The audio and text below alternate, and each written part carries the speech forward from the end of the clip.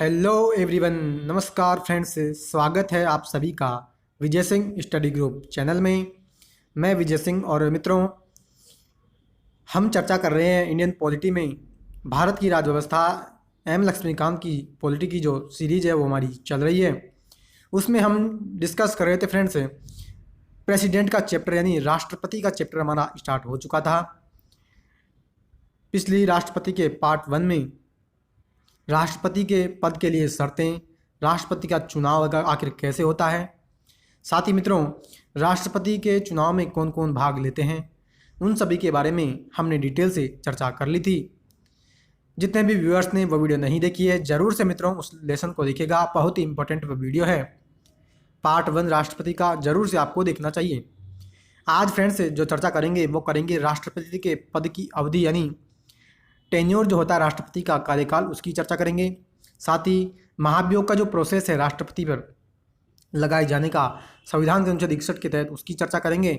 और पद रिक्तता यानी कौन सी ऐसी विशेष परिस्थितियां बनती है, उस परिस्थितियों में राष्ट्रपति का पद जो है, राष्ट्रपति की जो पोस्ट है वो खाली हो सकती है, उसकी भी हम चर्चा करेंगे। ठीक है, तो साथियों अभी तक आपने मेरे चैनल को सब्सक्राइब नहीं किया है, ज़रूर से आप चैनल को सब्सक्राइब कर लें। साथ ही बेल का जो आइकन है उसके ऑल पर क्लिक कर लें ताकि सभी वीडियो के नोटिफिकेशन आपको मिल जाएं। ठीक है, तो साथियों चर्चा अब स्टार्ट कर रहे हैं हम। और देखो, पहली चर्चा करेंगे राष्ट्रपति की पदावधि के बारे में। ठीक है, क्या कहता है, देखो सुनना ध्यान से, एक एक सिंगल लाइन में क्वेश्चन बनने की पूरी संभावनाएं हैं। तो क्या कहता है, देखो कि राष्ट्रपति का कार्यकाल उसके पद धारण करने की तिथि से 5 वर्ष तक का होता है। बिल्कुल सही बात है, आपको पता होगा कि राष्ट्रपति जो हमारे बनते हैं वो 5 साल तक बने रहते हैं। हालांकि वह अपनी पदावधि में किसी भी समय अपना त्यागपत्र उपराष्ट्रपति को दे सकता है। यानी ये कहना चाहता है कि अगर राष्ट्रपति चाहे तो समय से पहले भी वो इस्तीफा दे सकता है उपराष्ट्रपति को, और अपने पद से वो त्यागपत्र इस प्रोसेस के माध्यम से वो दे सकता है। इसके अलावा उसे कार्यकाल पूरा होने के पूर्व महाभियोग चलाकर भी हम उसको पद से हटा सकते हैं। यानी सीधी सी बात क्या कहना चाहता है, राष्ट्रपति की पदावधि के बारे में हम चर्चा कर रहे हैं। और ये कहता है कि राष्ट्रपति चाहेगा तो या तो वो अपना त्यागपत्र उपराष्ट्रपति को देकर के अपने पद से हट सकता है, दूसरा उसका कार्यकाल पूरा हो जाए तो वो अपना हट जाएगा, तीसरा ये कहता है कि अगर संविधान के अनुच्छेद 61 के तहत हम राष्ट्रपति के खिलाफ महाभियोग चलाएं और उसके खिलाफ महाभियोग चला करके भी हम उसको उसके पद से हटा सकते हैं। क्लियर, यहाँ तक की बात क्लियर है। नेक्स्ट चर्चा करते हैं। नेक्स्ट कहता है कि जब तक उसका उत्तराधिकारी पद ग्रहण न करे, राष्ट्रपति अपने 5 वर्ष के कार्यकाल के उपरांत भी पद पर बना रहता है। वह इस पद पर पुनः कितनी ही बार निर्वाचित हो सकता है। हालांकि अमेरिका में एक व्यक्ति 2 बार से अधिक राष्ट्रपति नहीं बन सकता। नेक्स्ट देखो क्या कहता है, जब तक यानी कि मान लीजिए राष्ट्रपति वर्तमान में कोई भी राष्ट्रपति बना हुआ था, उसका 5 साल का कार्यकाल पूरा हो गया। ठीक है, अब 5 साल के कार्यकाल पूरा होने के बाद तुरंत बाद ही वह राष्ट्रपति अपना पद यानी राष्ट्रपति अपने पद से इस्तीफा नहीं देता। यानी वो राष्ट्रपति जब तक बना रहेगा तब तक कि नया राष्ट्रपति का चुनाव नहीं हो जाता, और नया राष्ट्रपति जब तक नहीं बन जाता ना, तब तक वही राष्ट्रपति हमारे देश का राष्ट्रपति कहलाएगा। यही तो कह रहा है कि जब तक उसका उत्तराधिकारी पद ग्रहण नहीं करेगा तब तक राष्ट्रपति ने 5 वर्ष के कार्यकाल के बाद भी, क्या 5 वर्ष के कार्यकाल के उपरांत भी अपने पद पर बना रहेगा।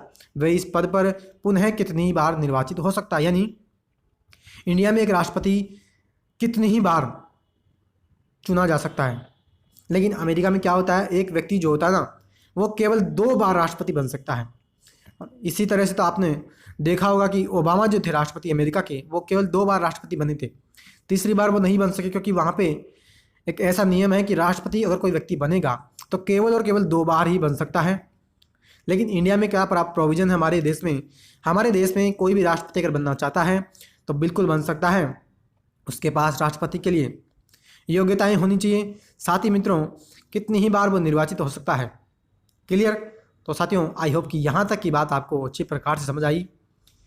ये हमने फ्रेंड्स अभी तक चर्चा की कि राष्ट्रपति का कार्यकाल सिंपल सा 5 वर्ष का उसका कार्यकाल होता है। ठीक है, दूसरा कि 5 वर्ष से कार्यकाल से पहले भी हम आर्टिकल 61 के माध्यम से राष्ट्रपति पर महाभियोग चला करके उसको अपने उसके पोस्ट से, उसके पद से हम हटा सकते हैं। तीसरा, उसका कार्यकाल पूरा हो जाए तो नए चुनाव के माध्यम से वो अपना पोस्ट अपनी पद जो है वो छोड़ देता है। ठीक है। साथ ही मित्रों उपराष्ट्रपति को वो समय से पहले त्यागपत्र देकर भी अपने पद से इस्तीफा वो दे सकता है। क्लियर।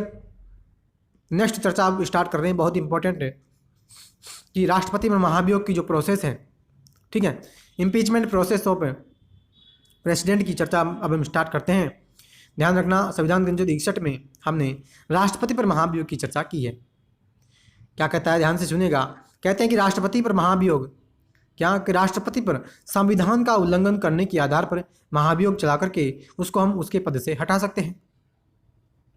क्या कहना चाहता है मित्रों, ध्यान रखना कि राष्ट्रपति पर हम जो महाभियोग चलाएंगे वो चलाएंगे संविधान के उल्लंघन के आधार पर। यानी अगर राष्ट्रपति ने संविधान के प्रोविजंस का, संविधान का, हमारे इंडियन कॉन्स्टिट्यूशन का अगर उल्लंघन किया है तो उसी आधार पर, किसके आधार पर, एक ही हमने आधार बताया है, संविधान का उल्लंघन, इसी आधार पर हम उसके खिलाफ महाभियोग चलाएंगे और उसको उसके पद से हम हटा देंगे।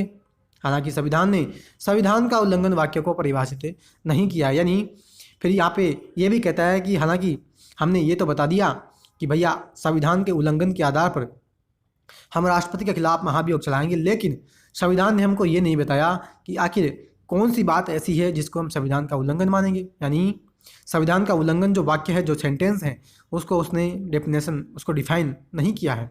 किसने? संविधान ने। क्लियर है। ध्यान रखना मित्रों, एक ही आधार है, एक ही बेसिस है कि संविधान के उल्लंघन के आधार पर ही हम राष्ट्रपति के खिलाफ महाभियोग चला सकते हैं। डायरेक्टली, फ्रिक्वेंटली यहाँ से क्वेश्चन बनने की पूरी संभावना है। क्लियर।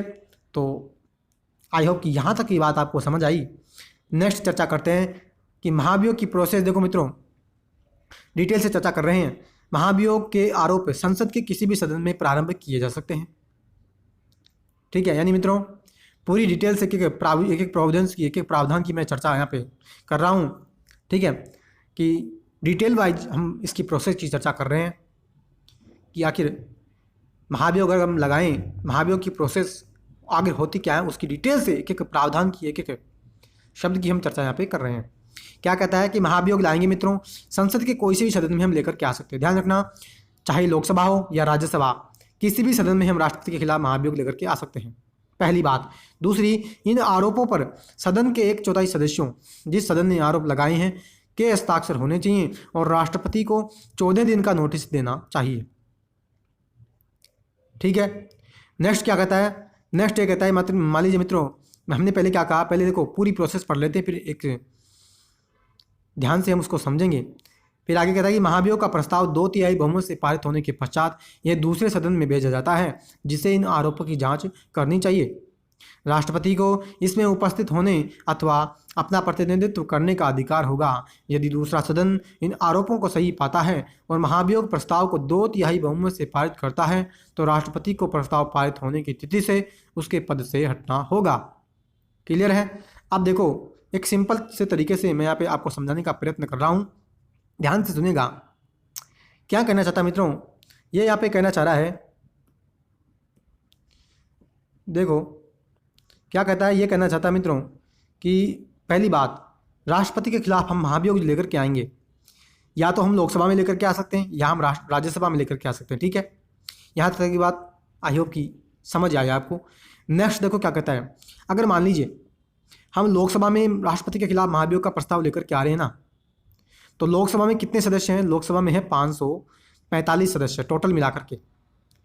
अब 545 के 1/4 सदस्य कितने? 1/4 सदस्य मित्रों लोकसभा में हम अगर उसके खिलाफ प्रस्ताव लेकर के आ रहे हैं तो लोकसभा के 1/4 सदस्य उस प्रस्ताव पर हस्ताक्षर, यानी 1/4 सदस्यों के उस प्रस्ताव पर हस्ताक्षर, सिग्नेचर उनके होने चाहिए। ठीक है। और अगर राज्यसभा में लेकर के आ रहे हैं तो राज्यसभा में 245 सीट्स हैं और 245 का 1/4 सदस्य होने चाहिए। यानी जिस भी सदन में हम लेकर के आएंगे उस सदन के 1/4 सदस्यों का उस प्रस्ताव पर, उस प्रपोजल पर, जो कि राष्ट्रपति के खिलाफ महाभियोग का प्रस्ताव है, उस पर उनका सिग्नेचर होना चाहिए। ठीक है। अब मान लीजिए सपोज करिए कि लोकसभा में हमने प्रस्ताव लेकर के आया और 1/4 सदस्य जो है उन्होंने उसके प्रस्ताव पर हस्ताक्षर कर दिए।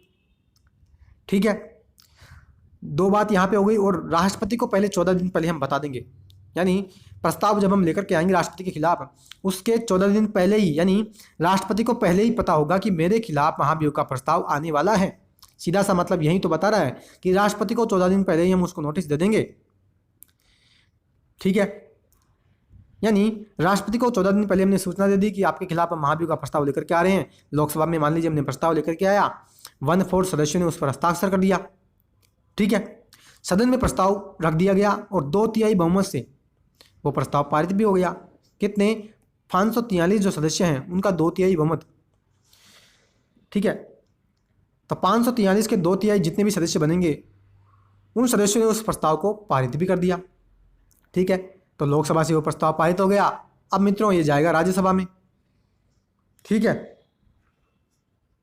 राज्यसभा में प्रस्ताव जाएगा और राज्यसभा में प्रस्ताव जब भेजा जाता है तो इसे उन आरोपों की जांच करनी चाहिए। यानी राज्यसभा में प्रस्ताव जाएगा और राज्यसभा जो होगी वो इस प्रस्ताव की जांच करेगी कि वास्तव में ये जो राष्ट्रपति के खिलाफ महाभियोग लेकर के आया गया है क्या वास्तव में सही है या गलत है। ठीक है, नेक्स्ट कहता है कि राष्ट्रपति को इसमें उपस्थित होने और अपना रिप्रेजेंटेशन करने का अधिकार भी होगा। यानी इस महाभियोग के प्रस्ताव में राष्ट्रपति उपस्थित भी हो सकते हैं। क्लियर? अब मान लीजिए यहाँ से तो प्रस्ताव पारित हो गया था, राज्यसभा में चला गया, राज्यसभा के सदस्य थे उन्होंने भी 2/3 बहुमत से इस प्रस्ताव को पारित कर दिया। कहता है कि दूसरा सदन इन आरोपों को सही पाता और महाभियोग प्रस्ताव को 2/3 बहुमत से पारित कर देता है। ठीक है, तो लोकसभा से भी वो प्रपोजल पारित हो गया और राज्यसभा से भी वो प्रस्ताव पारित हो गया। ठीक है, यानी दोनों सदनों से वो प्रस्ताव पारित हो गया। तो राष्ट्रपति को प्रस्ताव पारित होने की तिथि से ही अपने पद से हटना होगा। यानी जिस दिन प्रस्ताव पारित हो गए उसी दिन राष्ट्रपति के खिलाफ महाभियोग का जो प्रस्ताव था वो पारित हो गया है, अतः राष्ट्रपति को अपने पद से त्यागपत्र देना होगा। क्लियर? तो सिंपल सी मित्रों यहाँ पे प्रोसेस जी जो थी वो मैंने आपको समझाने का आसान से शब्दों में भरपूर प्रयत्न किया है। आशा करता हूँ कि आपको ये बात अच्छी प्रकार से समझ आई है। क्लियर?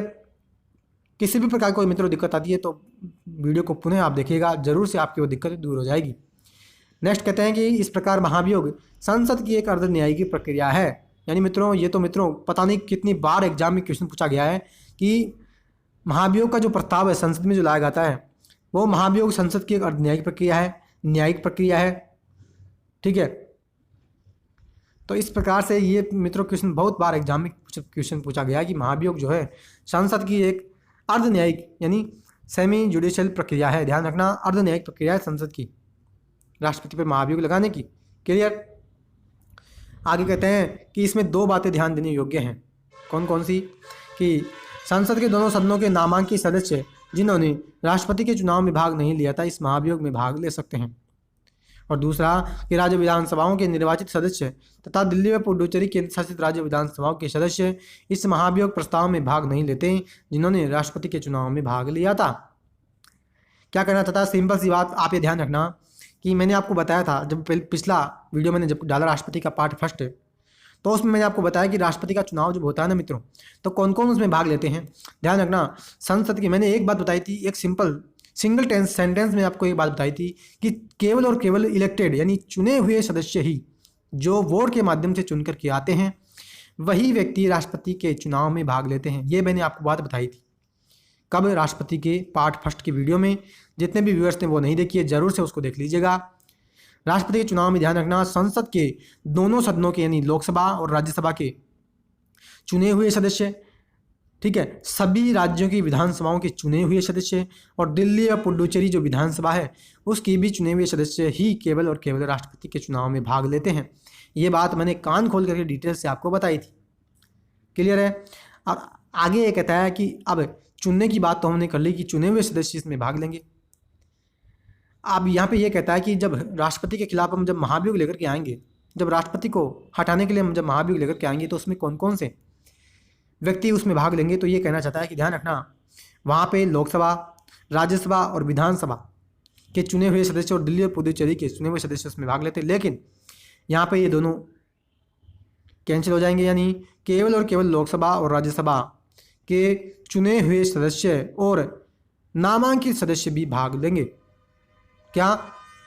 बहुत इंपॉर्टेंट है मित्रों, ध्यान रखना वहाँ केवल चुने हुए सदस्य भाग ले रहे थे लोकसभा और राज्यसभा के। यहाँ हटाने में लोकसभा और राज्यसभा यानी संसद के दोनों सदनों के नामांकित सदस्य भी इन्होंने राष्ट्रपति के चुनाव में भाग नहीं लिया वो इस चुनाव में भाग लेंगे। यानी लोकसभा और राज्यसभा के चुने हुए सदस्य और लोकसभा और राज्यसभा के मनोनीत सदस्य भी महाभियोग की प्रक्रिया में भाग लेंगे। और दूसरी बात ये कहता है कि जितने भी विधानसभा के चुने हुए सदस्य और दिल्ली और पुडुचेरी विधानसभा के चुने हुए सदस्य भी इस महाभियोग के प्रस्ताव में भाग नहीं लेते हैं जिन्होंने राष्ट्रपति के चुनाव में भाग लिया था। यानी सिंपल सी बात है, आप तो ये बात ध्यान रखना कि लोकसभा और राज्यसभा के चुने हुए और नामांकित दोनों सदस्य राष्ट्रपति के खिलाफ महाभियोग जब हम लेकर के आएंगे तो उसमें वो भाग लेंगे। और जब चुनने का प्रस्ताव हम यानी जब राष्ट्रपति का चुनाव हम करेंगे तो लोकसभा, राज्यसभा और सभी राज्यों की विधानसभा और दिल्ली और पुडुचेरी विधानसभाओं के केवल और केवल चुने हुए सदस्य भाग लेते हैं। क्लियर है?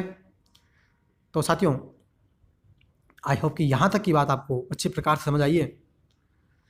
नेक्स्ट कहता है कि अभी तक किसी भी राष्ट्रपति पर हमने इम्पीचमेंट प्रोसेस, राष्ट्रपति पर महाभियोग जो है वो हमने नहीं चलाया है। बहुत इंपॉर्टेंट बात है, यहाँ से भी एग्जाम में क्वेश्चन बन सकता है कि क्या भारत में राष्ट्रपति पर महाभियोग लगाया गया। ध्यान रखना, अभी तक हमने किसी भी राष्ट्रपति पर महाभियोग नहीं लगाया है। क्लियर है? तो साथियों, ये हमने पहले चर्चा की राष्ट्रपति पर पदावधि यानी राष्ट्रपति की पदावधि यानी पद की जो अवधि है उसकी चर्चा की। फिर हमने साथियों चर्चा की कि राष्ट्रपति पर महाभियोग की प्रक्रिया संविधान के अनुच्छेद 61 के तहत, इसकी हमने डिटेल से चर्चा की। अब मित्रों चर्चा करेंगे राष्ट्रपति के पद की रिक्तता, यानी कौन सी ऐसी परिस्थितियां हैं जिनमें राष्ट्रपति अपने पद से यानी उस परिस्थिति में राष्ट्रपति का पद खाली हो सकता है। मित्रों अगर वीडियो पसंद आ रही है तो प्लीज़ वीडियो को लाइक करना और ज़्यादा से ज़्यादा दोस्तों में मित्रों इसको शेयर करना है और चैनल को जरूर से मित्रों सब्सक्राइब कर लीजिएगा ताकि सभी वीडियो की नोटिफिकेशन आपको मिल जाएंगे। ठीक है? क्योंकि फ्रेंड्स मैंने आपको बताया था कि साथियों कंप्लीट जो हमारी इंडियन पॉलिटी है वो भारत की राज्य व्यवस्था हम कंप्लीट करने वाले हैं। इसकी मैंने डिटेल से आपको पहले ही बता दिया था, तो ज़रूर से आप मेरे चैनल को सब्सक्राइब कर लीजिएगा। ठीक है? अब चर्चा करते हैं कि राष्ट्रपति के पद की रिक्तता। कहता है कि राष्ट्रपति का पद निम्न प्रकार से खाली हो सकता है। कौन कौन से? पहला कि 5 वर्ष का उसका कार्यकाल पूरा हो जाए। सिंपल सी बात है, अगर उसका 5 साल का कार्यकाल पूरा हो जाएगा तो नए राष्ट्रपति का चुनाव होगा और पुराना राष्ट्रपति का पद यानी पुराना राष्ट्रपति अपने पद से त्यागपत्र दे देगा। दूसरा, उसके त्यागपत्र देने पर यानी जो हमने चर्चा की थी कि राष्ट्रपति जो है समय से पहले भी उपराष्ट्रपति को अपना त्यागपत्र इस्तीफा दे सकता है। तीसरा, हम उसके खिलाफ आर्टिकल 61 के माध्यम से महाभियोग लेकर के आएंगे। चौथा कि या तो उसकी मृत्यु हो जाए। ठीक है? और पांचवी बात यह कहता है कि जैसे यदि वह पद ग्रहण करने के लिए अर्ह न हो अथवा निर्वाचन अवैध घोषित हो, यानी या फिर उसने पद तो ग्रहण कर लिया लेकिन हमने बाद में ये पाया कि पद ग्रहण करने के लिए राष्ट्रपति के पास जो योग्यताएं होनी चाहिए थी वो उसके पास योग्यताएं हैं ही नहीं, यानी भारत का नागरिक हो, 35 वर्ष की आयु पूर्ण कर चुका हो। ठीक है? तो ये सभी जो योग्यताएं होनी चाहिए थी राष्ट्रपति के चुनाव में खड़े होने के लिए वो उस व्यक्ति के पास थी नहीं, या फिर सुप्रीम कोर्ट ने उसके चुनाव को इलीगल अवैध घोषित कर दिया हो। तो यानी सिंपल सी बात ध्यान रखना, ये ऐसी 5 परिस्थितियां हैं। इन 5 परिस्थितियों में राष्ट्रपति का पद खाली हो सकता है। क्लियर है? नेक्स्ट कहता है मित्रों कि यदि उसका पद उसकी मृत्यु, उसके त्यागपत्र, उसके निष्कासन अथवा अन्य किसी कारण से खाली होता है तो नए राष्ट्रपति का चुनाव पद खाली होने की तिथि से 6 माह के भीतर कराना चाहिए। नया राष्ट्रपति पद ग्रहण करने से 5 वर्ष तक अपने पद पर बना रहेगा। यानी मित्रों ये कहता है कि इन 5 परिस्थितियों में भी कोई सी भी परिस्थिति के कारण के आधार पर अगर राष्ट्रपति का पद खाली हो जाता है तो राष्ट्रपति का चुनाव हम कराएंगे 6 माह के भीतर। यानी जब मान लीजिए 1 सितंबर को राष्ट्रपति का पद खाली होता है तो आने वाले 6 माह तक का समय है, यानी 1 मार्च तक का समय है। इस अवधि में हम राष्ट्रपति का चुनाव करवा लेंगे, यानी पद खाली होने की तिथि से आने वाले 6 माह के भीतर हमें राष्ट्रपति का चुनाव करवाना होगा और नया राष्ट्रपति अपने पद ग्रहण करने से लेकर के 5 वर्ष तक पद पर बना रहेगा। क्लियर है?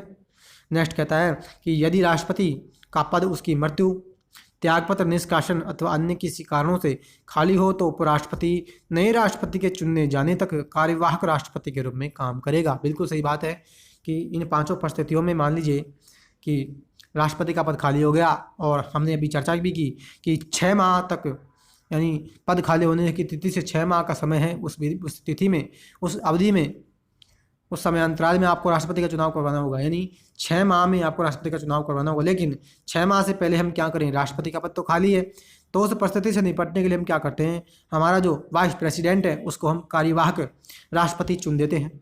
कार्यवाहक राष्ट्रपति हम उसको बना देते हैं, यानी वो उस समय राष्ट्रपति के कर्तव्यों का निर्वहन करता है। सभी जितनी भी पावर्स जो होती है वो सभी राष्ट्रपति, यानी जितनी भी पावर्स राष्ट्रपति के पास होती है वो सभी पावर्स उपराष्ट्रपति को मिल जाती है। ठीक है। और उस समय एक बात और ध्यान रखना कि उपराष्ट्रपति उस समय मित्रों राज्यसभा का ध्यान रखना। आपको एक बात पता होगी कि राज्यसभा का जो पदेन सभापति होता है वो हमारा होता है वाइस प्रेसिडेंट। उपराष्ट्रपति ही राज्यसभा का सभापति होता है, यानी और जब हम राष्ट्रपति का पद खाली हो और उस समय उपराष्ट्रपति को हम कार्यवाहक राष्ट्रपति अगर बना दें तो उस परिस्थिति में हमारा उपराष्ट्रपति फिर राज्यसभा का सभापति नहीं रहेगा। उसके कर्तव्यों का फिर, यानी राज्यसभा में सभापति के कर्तव्यों का निर्वहन फिर उपसभापति द्वारा किया जाएगा। क्लियर है? तो साथियों, यहाँ तक की बात आशा करता हूँ कि आपको अच्छी प्रकार से समझ आई। नेक्स्ट चर्चा करते हैं कि यदि उपराष्ट्रपति का पद रिक्त हो, यानी अगर वाइस प्रेसिडेंट का पद खाली हो तो भारत का मुख्य न्यायाधीश अथवा उसका भी पद खाली हो तो सुप्रीम कोर्ट का वरिष्ठ न्यायाधीश कार्यवाहक राष्ट्रपति के रूप में काम करेगा। यानी मान लीजिए हमने क्या कहा, राष्ट्रपति का पद खाली है तो फिर उपराष्ट्रपति उसके कर्तव्यों का निर्वहन करेगा, यानी उपराष्ट्रपति फिर कार्यवाहक राष्ट्रपति के रूप में काम करेगा। अब मान लीजिए राष्ट्रपति भी खाली है, उपराष्ट्रपति भी नहीं है, तो उस परिस्थिति में CJI यानी chief justice of India, Bharat का मुख्य न्यायाधीश, फिर कार्यवाहक राष्ट्रपति के रूप में काम करेगा। अब मान लीजिए CJI का पद भी खाली है तो उस परिस्थिति में सुप्रीम कोर्ट का सीनियर मोस्ट जज, वरिष्ठतम न्यायाधीश, उसके यानी सुप्रीम कोर्ट का सीनियर वरिष्ठ न्यायाधीश, सीनियर मोस्ट न्यायाधीश, वरिष्ठ न्यायाधीश जो होगा वो राष्ट्रपति के रूप में, यानी कार्यवाहक राष्ट्रपति के रूप में वो काम करेगा। क्लियर है? तो साथियों, आशा करता हूँ कि यहाँ तक की बात आपको अच्छी प्रकार समझ आई। नेक्स्ट कहते हैं कि जब कोई व्यक्ति जैसे उपराष्ट्रपति, भारत का मुख्य न्यायाधीश अथवा सुप्रीम कोर्ट का सीनियर मोस्ट जज यानी वरिष्ठतम न्यायाधीश कार्यवाहक राष्ट्रपति के रूप में काम करता है अथवा उसके कर्तव्यों का निर्वहन करता है तो उसे राष्ट्रपति की समस्त शक्तियाँ प्राप्त होती है और वह संसद द्वारा निर्धारित सभी उपलब्धियाँ, भत्ते व विशेषाधिकार भी प्राप्त करता है। वही बात मैं कह रहा हूँ कि जो भी व्यक्ति अगर कार्यवाहक राष्ट्रपति के रूप में काम करेगा तो सारी शक्तियाँ और सारे पावर्स उसको राष्ट्रपति की ही मिलेगी, यानी सभी शक्तियाँ राष्ट्रपति के समान उसको मिलेगी। वो उसी के कर्तव्यों का निर्वहन करेगा और संसद के द्वारा सभी निर्धारित भत्ते और विशेषाधिकार भी जो मिलेंगे, जो हम राष्ट्रपति को दे रहे थे वही हम उसको भी विशेषाधिकार और भत्ते हम उस व्यक्ति को देंगे। जो भी व्यक्ति कार्यवाहक राष्ट्रपति के रूप में काम करेगा, चाहे वो चीफ जस्टिस इंडिया यानी CJI हो या वाइस प्रेसिडेंट हो या सुप्रीम कोर्ट का सीनियर मोस्ट जज हो। क्लियर है? तो साथियों, आशा करता हूँ कि यहाँ तक की बात आपको अच्छी प्रकार से समझ आई। तो मित्रों, आज हमने चर्चा की राष्ट्रपति के पद जो होता है, उस राष्ट्रपति की पद की क्या क्या परिस्थितियाँ, उस परिस्थिति में वो पद खाली हो सकता है। साथ ही मित्रों, राष्ट्रपति पर महाभियोग की चर्चा की संविधान के 61 में। ध्यान रखना, आर्टिकल 61 में राष्ट्रपति पर महाभियोग का प्रस्ताव की, राष्ट्रपति पर महाभियोग का जो प्रोसेस है हमने उसके बता रखा है। साथ ही महाभियोग जो हम चलाते हैं संविधान के उल्लंघन के आधार पर, यहाँ क्या मित्रों, क्या हमने बेसिस बताया कि संविधान के उल्लंघन के आधार पर हम राष्ट्रपति पर महाभियोग का प्रस्ताव लेकर के आते हैं। जिस भी सदन में, यानी किसी भी सदन में हम राष्ट्रपति पर महाभियोग का प्रस्ताव लेकर के आते हैं, लेकर के आ सकते हैं, चाहे वो लोकसभा हो या राज्यसभा हो। ठीक है। और मित्रों, साथ ही फिर हमने चर्चा की कि कार्यवाहक राष्ट्रपति की भी हमने चर्चा की। राष्ट्रपति का पद अगर खाली हो तो वाइस प्रेसिडेंट या चीफ जस्टिस ऑफ इंडिया या सीनियर मोस्ट जज कार्यवाहक राष्ट्रपति के रूप में काम कर सकता है। तो साथियों, आज का लेक्चर आपको कैसा लगा जरूर से आप कमेंट बॉक्स में कमेंट कीजिएगा।